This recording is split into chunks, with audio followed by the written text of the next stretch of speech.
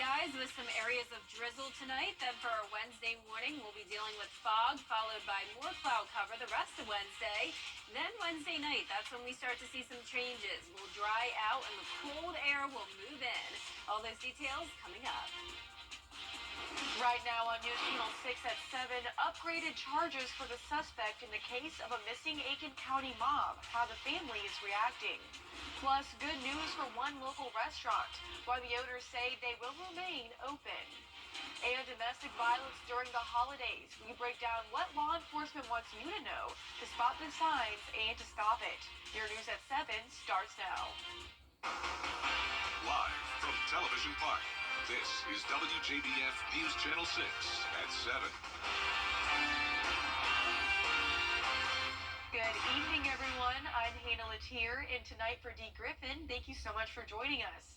Coverage you can count on begins with a developing story out of North Augusta, where the Aiken County Coroner's Office is investigating the death of a 1-month-old child. Investigators say Charlotte Fowler was pronounced dead on October 15th at her home located on Rita Court. The preliminary investigation has determined Charlotte's death to be a homicide. The final cause of her death is still under investigation. The Aiken County Sheriff's Office says 21-year-old Jordan Fowler has been charged with unlawful neglect of a child. An affidavit states that Fowler caused injuries to the child by squeezing and shaking her. No word yet on if her charges will be upgraded. Fowler remains in the Aiken County Detention Center. And the case of the missing mom in Aiken County is now being investigated as a homicide. Investigators say the ex-boyfriend of Jamila Smith, 34-year-old Daniel Harmon, is being charged with murder. They believe that Harmon hit Smith with a black Dodge Charger that he rented. An affidavit reveals Smith could be heard stating Harmon hit her on a 911 call the day she was last heard from. Authorities say he never took her to the hospital, and blood was found in the trunk of the car. Harmon was arrested a few days after Smith disappeared, and Kimberly Kite with Broken Link Foundation says this is heart-wrenching for Smith's family. As you would expect, there's a little bit of confusion. How did we get to this, where we are? There's some anger. There's a lot of hurt. There's a lot of heartache. Like I said, this is a very, very loving, very strong family that has pulled together.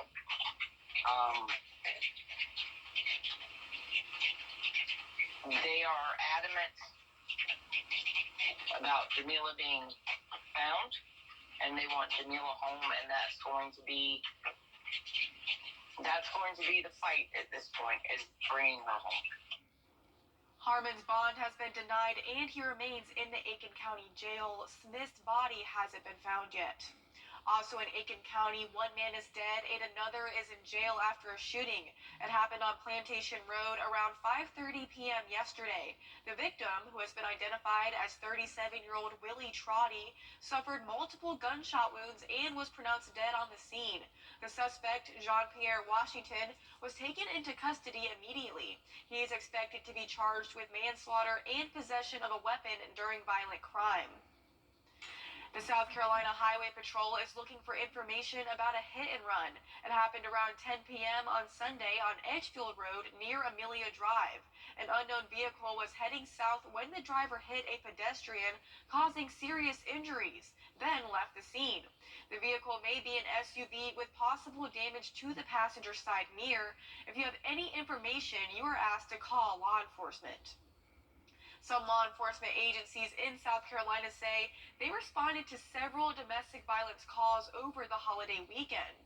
An officer who handles these types of calls says the holidays do introduce factors that can contribute to domestic violence situations. She says if your partner is physically abusive, to call an emergency line immediately. But if you feel uncomfortable in your relationship but not sure whether it constitutes abuse, to call the non-emergency line.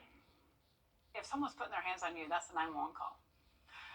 If you're wanting to look for just, hey, this is how I'm feeling, this is what has been happening, and I'm scared. If you just want to call, that non-emergent line is there for a reason.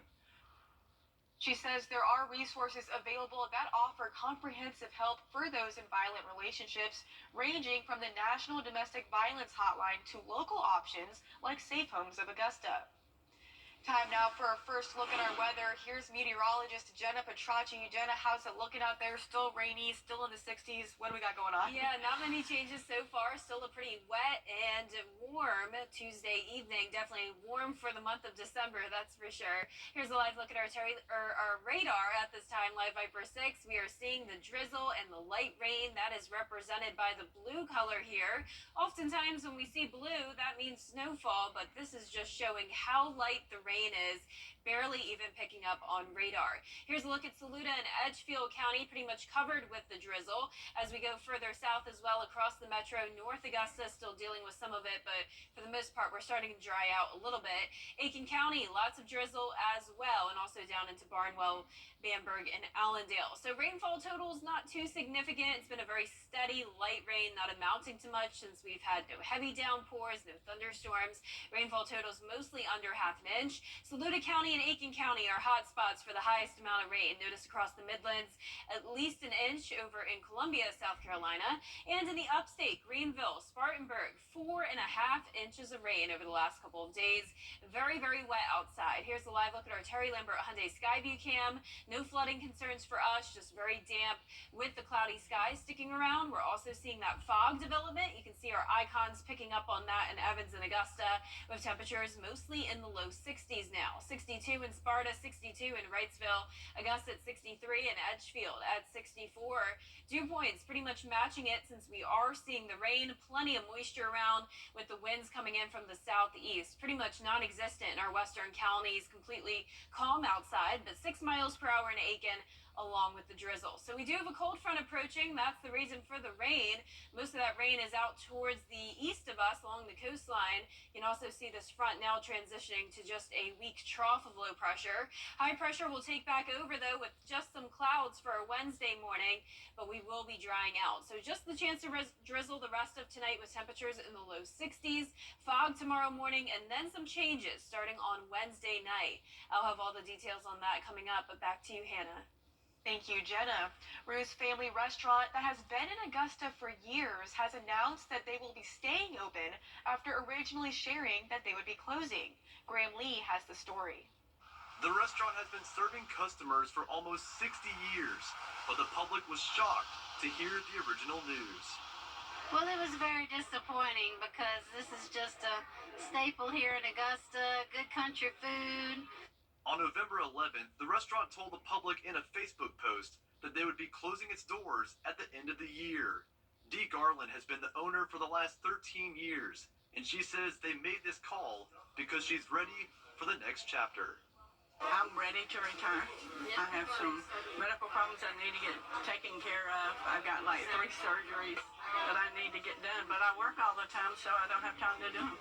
But after an agreement between owners, the restaurant was granted a new lease that will keep their doors open for at least the next 5 years.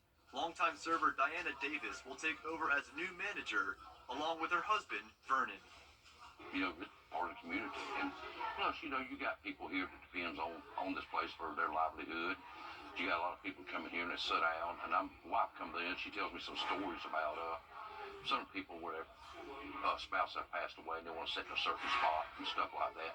So that means a lot to her and also to people that come in here. So Garland says the plan is to keep doing what they've been doing for nearly 6 decades. It's just going to continue exactly like it is. You can hear the background noise, how busy Ruth stays. Yay! So glad. There will be a whole community here will be glad that it's staying open. Yes. So thank you to the new owners. Bruce has been granted a new 5-year lease, and its workers say at least until then they plan on continuing to serve some of the best food in Columbia County. And the South Carolina court clerk who oversaw the trial of convicted murderer Alec Murdaugh is at the center of a jury tampering claim and now being accused of plagiarism by the co-author of her book. The accusations state Colleton County Court of Clerk Rebecca Hill lifted passages in the beginning of her book titled Behind the Doors of Justice, The Murdaugh Murderers, from a draft of a BBC News article. Neil Gordon, the co-author of the book, released a statement today saying he was, quote, blindsided by her actions. The book was originally published in July, but officials say further publication of it has now been stopped. No hearing date has been set over the jury tampering allegations against Hill. And with Christmas, it is officially over, and you may be getting ready to take your tree down, and there are some things you should keep in mind. For those who purchased real trees, they are biodegradable. Many neighborhoods offer curbside tree recycling programs, and here in South Carolina, they're even used to create artificial reefs off the coast. Whatever method you choose, make sure to take your tree down before it gets too dry, because it can become a serious fire hazard. I mean, basically everybody takes them down before New Year's. People after Christmas Day, some people are ready to get it down. New Year's Day, people think it's, it's good luck. I mean, but I would take it down at least by January 5th, 8th, in that area. When you're ready to throw away your Christmas tree here in the area, there's a place you can take it. Now through January 14th, it can be recycled at Lake Thurmond, where it will become a fish habitat. All decorations and hooks must be removed from the tree. For more information on where you need to drop it off, head on over to WJBF.com. And coming up, with respiratory illnesses on the rise in the two-state, we're hearing from a family about their infant's struggle to overcome RSV. Stay with us. Hello, I'm Adria Walker. Hospitals in North Carolina are seeing the highest number of emergency visits of the year for respiratory illnesses. Georgia and South Carolina are also seeing a high number of cases. There is a new RSV vaccine now available this year. Robin Kennedy spoke with a family about their battle with the virus. Cannon Cogswell will be 7 months old on Christmas Day. He's already starting to push up. He's starting to do all the developmental things.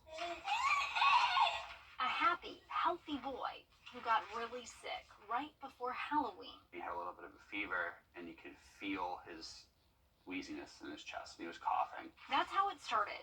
Cannon had RSV.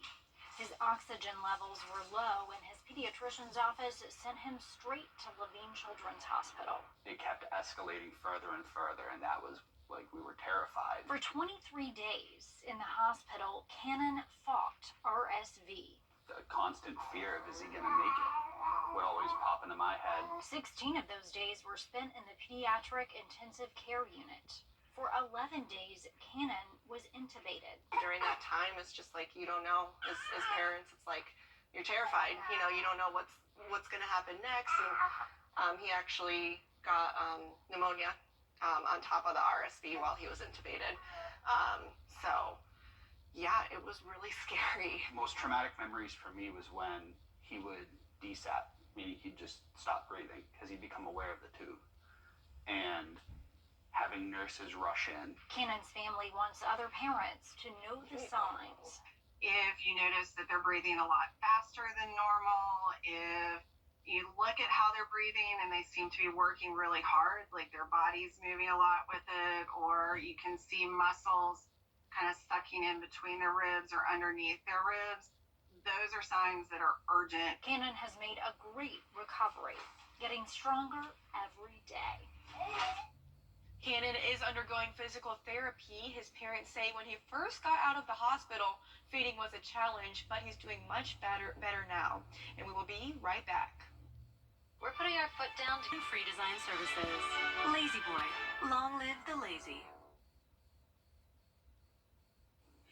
Now, your most accurate forecast with WJBF Live 5/6. Good Tuesday evening. I hope you had a great Christmas and hopefully you stayed dry with some indoor plans, because we've had this light rain and drizzle over the past couple of days and it's not really budging yet, especially if you're in our South Carolina counties. That's where we're seeing the most activity now. The radar is really struggling to pick up on this rain since it's really low level moisture and our radar beam is so high up in the sky, but you can see it is represented by this blue blue color here, which typically, of course, we think of as snow, but that's certainly not the case, as it's very, very warm. So this is all just a very light rain we're seeing in Edgefield County, Saluda County. Those have been our hot spots for the day. Same thing down in Aiken. That's where we're also seeing some rain, at least for Aiken County. Downtown Aiken, pretty dry, but Burnett Town area, along I-20 into Augusta, we are starting to see some drier conditions, but the roadway is still very, very damp. Also, in the southeastern portion of Aiken County, Wagner down to Sally and Barnwell County, Bamberg, Allendale, also seeing that light rain and drizzle activity.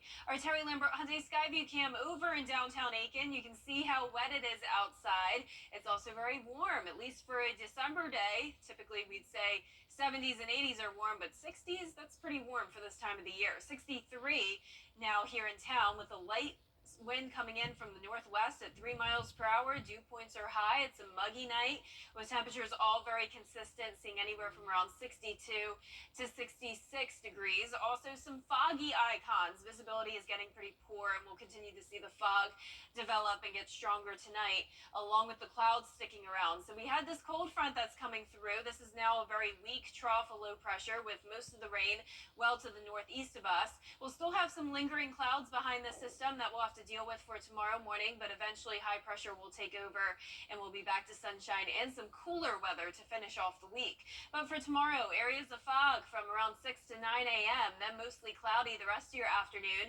once again making it into the 60s. No chance of rain over the next several days all the way through the new year, and our low temperatures are taking a big dip. 50s tonight, 40s Thursday, 30s on Friday, and then below freezing as we go into New Year's Eve weekend. So if you're making any outdoor plans, I would definitely bundle up.